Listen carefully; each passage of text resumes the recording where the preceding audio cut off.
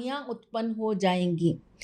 पितृदोष इस हद तक भी काम करता है जिसके लिए हमारी कुंडली बहुत सहायक भी होती है कि अगर किसी की कुंडली के अंदर गुरु सप्तम में विराजमान है तो ऐसे व्यक्ति को अपने पूर्वजों की बीमारी सौगात में मिलती है, वो मतलब हेरिटेज बन जाता है, हेरिटेज हो जाता है।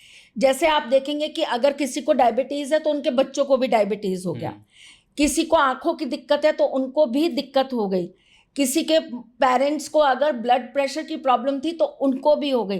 तो ये वो चीजें हैं जो आपको आपके पूर्वजों से सौगात में मिल गई बीमारी के रूप में।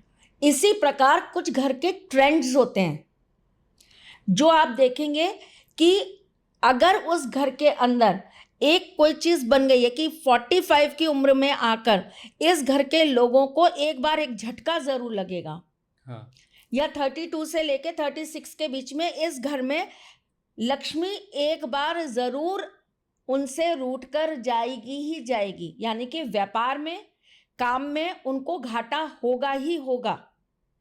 पैटर्न होते हैं, ये पैटर्न होता है। ओके। ये उनके पिताजी के साथ भी हुआ होगा इसी उम्र में, उनके पिताजी के साथ भी हुआ होगा इसी उम्र में, उनके भाई बंधुओं के साथ भी हुआ होगा।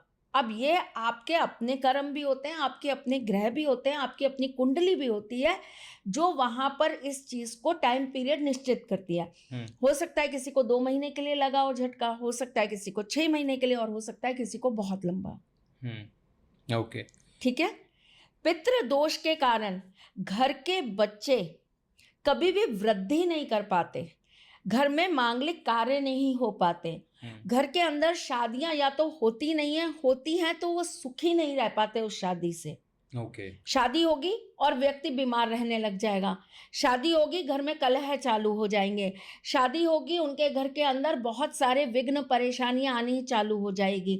तो आर्थिक, मानसिक, शारीरिक हर तरह से इंसान जो है उसका पतन होने लग जाए तो ये भी कहीं ना कहीं पितृदोष का ही कारण होता है। लेकिन पितृदोष कितना प्रभावी है ये आपकी कुंडली ही बता सकती है। ठीक है। पितृदोष अगर किसी व्यक्ति के जीवन में लग गया तो वो व्यक्ति कितनी भी मेहनत कर ले उसको उसका रिजल्ट नहीं मिलता।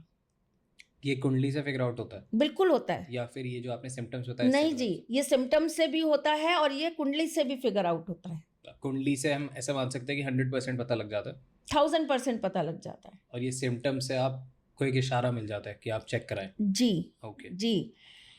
पितृदोष अगर किसी व्यक्ति के जीवन के अंदर आता है तो ऐसा व्यक्ति बहुत विचलित रहता है, उसके डिसीजंस अच्छे नहीं हो पाते। पितृ क्या है? आपके एक तरीके से देव हैं, आपके पूर्वज हैं, उनके आशीर्वाद से आपके सारे कार्य अच्छे संपन्न होने चाहिए, आपको सुख मिलना चाहिए, संपन्नता मिलनी चाहिए, संपत्ति मिलनी चाहिए, वैभव मिलना चाहिए, मान प्रतिष्ठा यश मिलना चाहिए।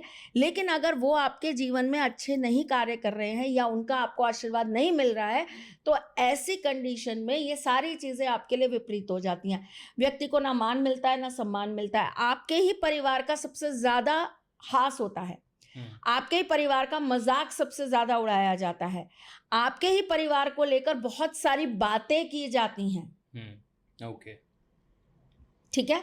बार बार स्त्रियों या पुरुषों द्वारा जानबूझकर, एक तो होता है कि किसी स्त्री का अपने आप अबॉर्शन हो जाता है, जैसे मैंने एक बार एक पॉडकास्ट में बताया था आपको, तो उसके बाद मैंने सुना कि बहुत सारे लोगों ने उस टैग लाइन को पकड़ लिया कि जिसके पंचम में राहु होता है ऐसे व्यक्तियों को बहुत अबॉर्शंस होते हैं, बहुत सारे कॉम्बिनेशंस होते हैं। बेटा आधी अधूरी रोटी मत खाया करो। मैंने उसके अंदर एक बहुत बड़ी चीज बताई थी कि वंश दोष लग जाता है। राइट। पूरी बात बोलो। अबॉर्शंस होना केवल राहु की स्थिति में नहीं है, राहु के होने से ही केवल अबॉर्शन नहीं होता, उसमें चंद्रमा का बहुत बड़ा रोल होता है। स्त्री की कुंडली के अंदर अगर चंद्रमा बिल्कुल आपके नेगेटिव उस पर काम कर रहा है और राहु अगर आपके पंचम में बैठा है तो आप नहीं भी कराएंगे तो भी अबॉर्शंस होंगे। सिचुएशन ऐसी बनती है, सिचुएशंस ऐसी बन जाएंगी। आपको बार बार घात मिलेगा उस चीज का। एक तो ये होता है कि कोई क्रूर ग्रह बैठा है या क्रूर ग्रह की दृष्टि आ रही है चंद्रमा पे तो आपका स्वतः ही आपका अबॉर्ट हो गया बच्चा। एक होता है कि हम जानबूझकर करा रहे हैं, हाँ, तो ये भी आपका एक तरीके से एक दोष है। दोष लग गया। इसके अंदर एक चीज और होती है कि हम ये देखकर करा रहे हैं कि ये कन्या है, हम्म, कन्या है इसलिए हमने अबॉर्शन करा दिया, ये तो महादोषों में आ जाता है। ओके। ठीक। जी। और पितृदोष इतनी बड़ी चीज होती है जिसकी वजह से हम्म, आप सोचिए, भागीरथ को अपने पूर्वजों को तारने के लिए मां गंगा को पृथ्वी पर लाना पड़ा, हम्म, केवल इस पितृदोष के निवारण के लिए। उनका सॉल्यूशन ये था। सॉल्यूशन ही यही है। तो हम कैसे करेंगे जो नॉर्मल हम तो बहुत कुछ करेंगे, हमारे लिए तो बहुत कुछ है, लेकिन उस समय तो मैं जैसे आपको बार बार बोलती हूँ, आज लोग बोलते हैं कि ये पुरानी बातें करती हैं, ये पुराने कस्टम्स चलाते हैं, ये पुराने रिचुअल्स चलाते हैं। मैं ये कहती हूँ जो पुराने लोग अभावों में वो काम कर सकते थे, तो आप आज के मॉडर्न एज में आप वो काम क्यों नहीं कर सकते? हम्म। आपको पता है हमारे देश को सोने की चिड़िया क्यों कहा गया? हमारे यहाँ बहुत सोना था क्या?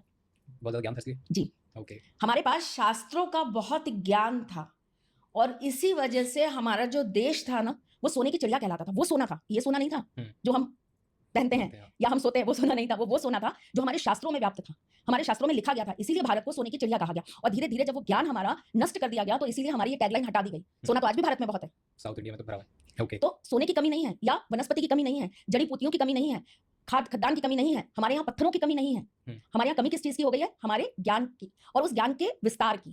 ठीक, एक्चुअली। Right. और लोग उस चीज पर तर्क वितर्क कुतर्क बहुत अच्छा कर लेते हैं कि तब वो लोग कर सकते थे, उनके पास कोई काम ही नहीं था, तो वो इसलिए ऐसा करते थे। भाई उनके पास काम नहीं था तो उस चीज को करने के लिए उनकी मेहनत 1000 गुना ज्यादा लगती थी, क्योंकि तब एक बटन दबाते ही कोई भी चीज ऑन डोर नहीं आती थी। उनको वो चीज लेने के लिए भी बहुत दूर मीलों पैदल चल के जाना पड़ता था।